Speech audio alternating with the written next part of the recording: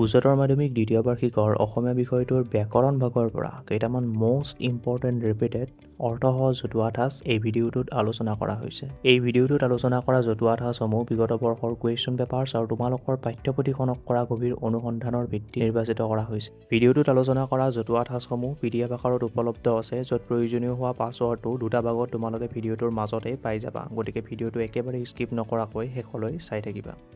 তো আহা, সময় নষ্ট কৰাতকৈ আমি অৰ্থসহ সেই জতুৱা ঠাঁচসমূহ চাই তোমালোকৰ প্ৰশ্নকাকতৰ 14 নম্বৰ কুৱেশ্যনটোত লিখা থাকিব যে তলত দিয়া জতুৱা ঠাঁচবোৰৰ অৰ্থ লিখি একোটাকৈ বাক্য ৰচনা কৰা, তাৰ পৰা যিকোনো 4টা। অৰ্থাৎ কেইটামান অপশ্যন দিয়া থাকিব, তাৰ পৰা কিন্তু কেৱল তোমালোকে 4টা জতুৱা ঠাঁচৰহে অৰ্থ লিখি তাৰ বাক্য ৰচনা কৰিব লাগে। আমি এই ভিডিঅ'টোত কেৱল জতুৱা ঠাঁচসমূহৰ অৰ্থহে আলোচনা কৰিম। জতুৱা ঠাঁচসমূহৰ অৰ্থখিনি জনাৰ পিছত তোমালোকে প্ৰত্যেকটো জতুৱা ঠাঁচৰে এটা এটা বাক্য বনাই প্ৰেক্টিছ কৰি চাবা। পানীৰ তলৰ কাঁইট, অৰ্থ নজনা শত্ৰু। পানীত হাঁহ নচৰা, অৰ্থ অতি বিপদ হোৱা। চকু চৰহা, অৰ্থ আনৰ ভাল দেখিব নোৱাৰা। চকু উঠা, অৰ্থ শীৰ্ষান্বিত হোৱা। চকুৰ মণি, অৰ্থ হৈছে অতি আদৰৰ। চকু মেলিছা, অৰ্থ হৈছে সহানুভূতি দেখুওৱা। চকুত লগা, অৰ্থ হৈছে ধুনীয়া।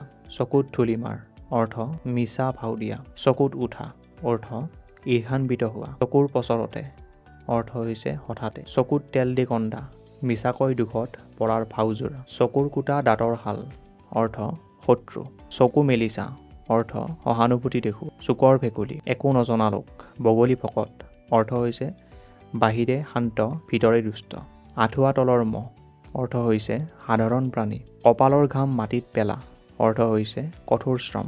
হাড়ক মাটি কৰ, অৰ্থ হৈছে অতি কষ্ট কৰা। পেটে পেটে খা, অৰ্থ হৈছে কোনোমতে জীৱন নিৰ্বাহ কৰা। কাণ বগৰা, অৰ্থ হৈছে আনৰ মুখে শুনা। কাণ সমনীয়া, অৰ্থ হৈছে ডেকা। কাণে কাণে, অৰ্থ হৈছে ফুচফুচাই। কান্দি, অৰ্থ হৈছে মন দি শুন। হাড়ক মাটি কৰ, অৰ্থ হৈছে অতি কষ্ট কৰা। PDFটোৰ পাছৱৰ্ডটোৰ প্ৰথম 4টা ডিজিট হৈছে 9991।